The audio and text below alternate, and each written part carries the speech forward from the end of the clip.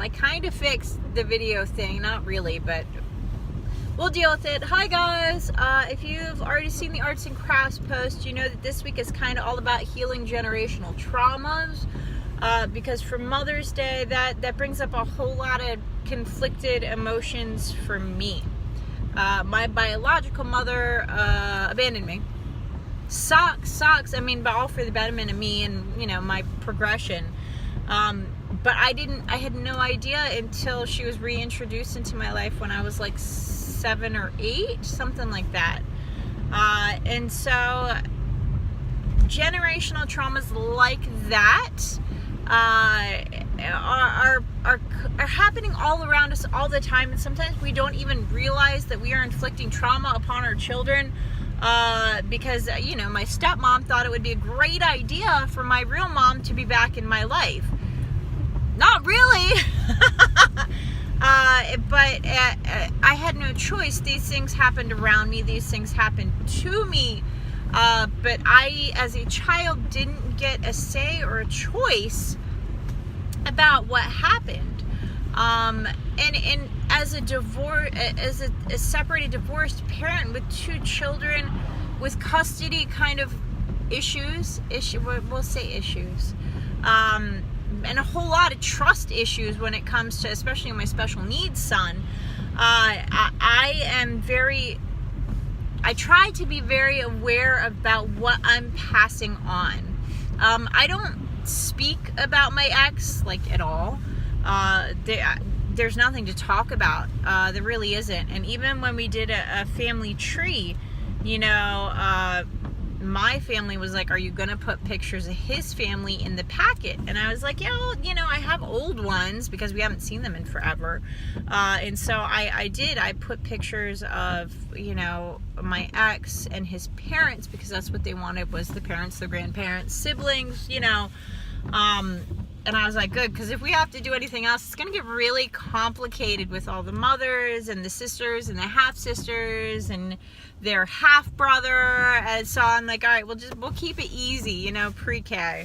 But it's really interesting about how I see myself struggling, and then I look back to how my mothers must have felt in those moments, when trying to make decisions on my behalf. The kids have a half-brother who they haven't met, a toddler at this point, so not even like awareness kind of things. Although I really don't think that Audrey and Dean would be very fazed by the fact that they have a half-brother. I think they'd be very excited. His mom is currently living her own life, so she's doing her own thing. But I know that when, you know, she's interested in reintroducing them, that I will be wholeheartedly on board. But that takes some emotional setup and some talking about things that may be difficult for the kids to hear. Hey, you have a half-brother, which means that your dad had a child with another woman that he hasn't acknowledged in your life. So that's going to be a really interesting conversation to have when they're old enough, or, you know, how to describe that when they're young so that it doesn't. Yeah, it's weird.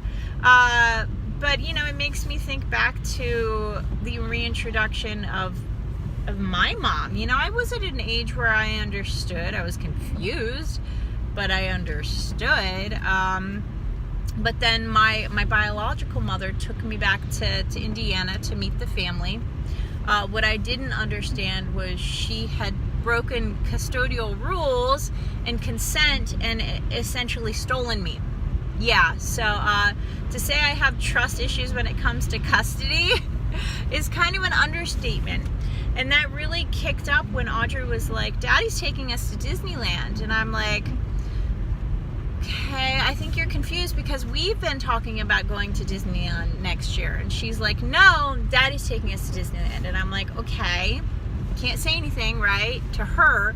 But I'm like, he hasn't requested vacation time with you. And the last time that he's had vacation, he didn't take any extra days with you guys. I can't say that, obviously, and I don't say that because they'll learn soon enough. You know, they'll learn soon enough. But that fear kicks up. Like, is he going to take them without my permission out of state? And if he does, what am I going to do? Am I going to call the police on them in Disneyland and have them sent back? Like, how am I going to deal with that? How did my father deal with that? He lawyered up, and yeah, he had to go to an emergency custody hearing in Indiana and take me home. And I'm like, Jesus, I don't want to have to do this. I'm sure he didn't want to either.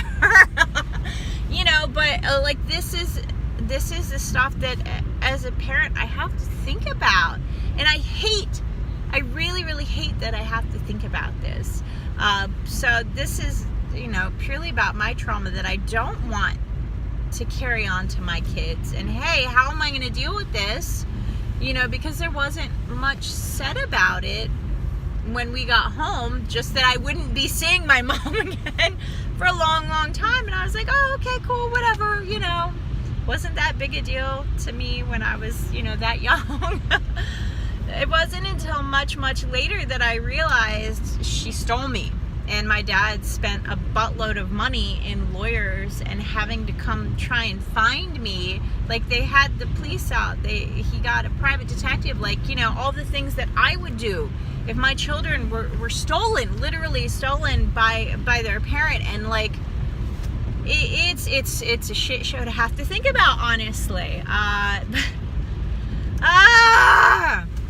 But these are generational traumas that I don't want passed on to my kid. Unfortunately, again, I don't have a choice in that, just like my father didn't have a choice in it. Knock on wood, pray to whoever that it doesn't happen, but it may. It very well may. And that sucks. And again, it has nothing to do with the kids. The kids don't have a choice in this situation. And I think that when they do have a choice in the situation, they will probably visit him less often. But again, we've got quite a few years till they have that choice. So until that time, things are literally happening to them and around them. Decisions are being made on their behalf the best as I can, just as I truly think all parents do their best. But man, healing generational traumas can be really weird when you're kind of slapped in the face with the reality of it. You don't really think about that stuff. And so the imperativeness of dealing with these traumas as they come up and as we remember is really, really, really important, because as souls, we are here to heal and not pass on. It's easy to pass on. I could very easily instill the fear in my children that their father is going to steal them. Like, it's not that hard. He's a douchebag. His behavior is erratic. He doesn't communicate with me. He doesn't communicate well with the children. And as such, it would be very easy to instill fear in them in general.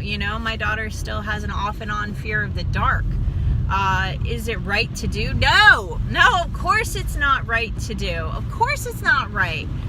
But do some parents do it because they don't know any better? Yeah, I seriously think they do. And some people jokingly instill fear and it becomes a thing. I'll never forget watching a zombie movie with a babysitter, and she thought it was funny and silly, and I am still literally terrified of zombies, and probably won't be for the rest of my life because of that stupid instance that happened, around me, to me. I was watching a big kid movie. Freaking zombies! And so there are all sorts of really weird traumas and fears that were instilled inside of us that we as adults still have to cycle through and deal with, whether it's anxiety over whether people like us, whether it's seeking out approval outside of ourselves. Hello, everyone on earth that had parents, that were judgy and asshole-ish and yeah, big seeking approval. So if you're an approval seeker, I encourage you to seek some professional help with that, because oh my gosh, your life will change. Totally change. For the better.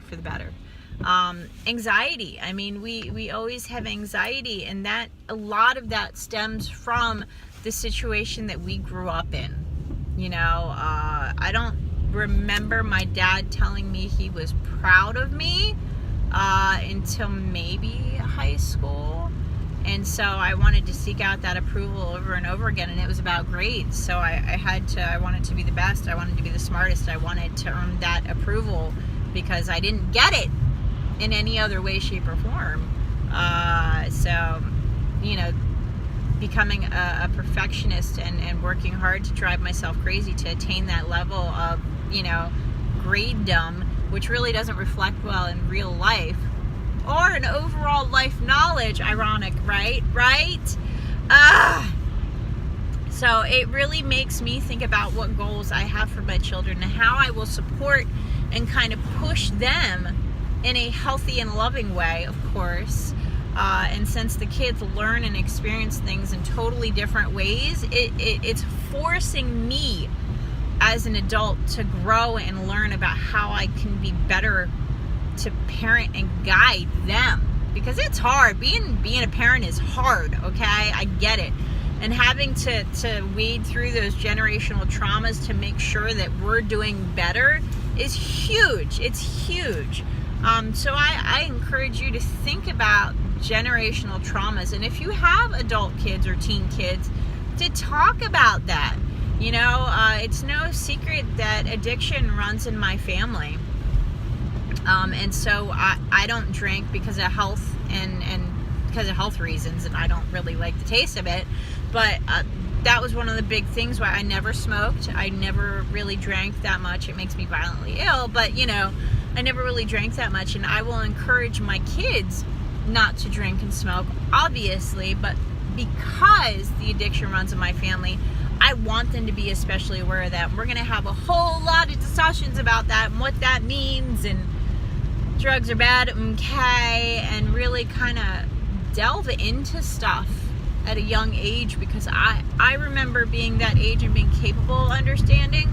I remember being that age and having a lot of questions, and I want to be able to guide them to the resources that, even if they're afraid to ask me questions or they're embarrassed to ask me questions, that they have the resources to find answers that aren't biased, that are educated, that they can follow through to more information. And so that's my job, to lead them to the water. Can't make them drink, but I can lead them to the water and talk about how delicious the water is, and how to drink good water and not soda all the time, because I do that. Again, generational thing. My father always drank Mountain Dew. Always. I literally cannot remember him not having a Mountain Dew bottle in his area. It's Diet Coke now, but it used to be Mountain Dew.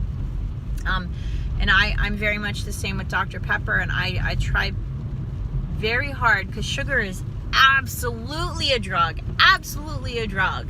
And I am a sugar addict, hardcore. I mean, I'll totally confess to that. Even though I work to cut back, I very much find my body craving sugar on a regular basis. And the way that I get the majority of my daily sugar is through my two sodas a day, 3 on a bad day, but I limit myself to 2. So when my kids think of me in their childhood, I'm sure that they will remember me with Dr. Pepper. It's a thing, like it really is. And I hope that I can find a way for them to choose better in their preteen years and their teen years. And that will probably mean that I have to give up soda, which will be really difficult for me. But that's okay. I'll do that. If that means being a better role model for them, I will simply have to find a way. I'm going to have to sneak my Dr. Pepper somewhere. But again, that's terrible. That's terrible. And that's how I know that mentally I am a sugar addict. Again, addiction runs in the family. Mine just happens to be sugar instead of drugs or alcohol or video games or something else. Mine is sugar, and I am aware of that. I'm conscious of that, and I am always working towards bettering that in different ways. And that means my kids have to see me eating healthy. That means my kids have to see me working out. That means my kids have to see me drinking less soda and choosing water or something else. That means, the kids watch you, dude. Kids watch. It's amazing. When my son was nonverbal, he watched, and he still watches like a hawk. And you think he's not listening, he's listening. He's totally listening. You know, we haven't cursed on our house for a long time because we're terrified that that will be the one thing he finds hysterical and repeats everywhere. So, you know, if I can get everyone in the house to stop cursing, I'm pretty sure we can give up soda. We'll see. But yeah, generational traumas and curses are so big on a spiritual level because we choose our soul family. We choose the families that we come in on. And we have every right, and it truly is a privilege to free our soul from these generational harms. And I always recommend people seek out professional therapists. You know, there are women's groups where there are just counselors where you can talk about stuff. If you have an addiction issue, you know, Alcoholics Anonymous has other branches. There's Narcotics Anonymous, and I think there's, you know, gamblers. There's all sorts of different anonymous groups that you can join and go to if you are interested in sharing and opening up. There are so many more resources now than there ever have been before. So I encourage you, if you need professional help to heal your generational traumas, and you probably do. I've been to a whole lot of therapy since I graduated high school. And it's helped. It's really helped, and it's really made a difference finding the right person. So I highly, highly encourage you that if you have generational traumas that you'd like to heal and you're willing to work at it, because it does take work. It really does. And forgiveness, a whole lot of forgiveness that you do so. I love you guys. Thank you very much for listening. This is a long one, but this is a really important one. So thank you for sticking with it till the end. I'll talk to you guys soon. Bye.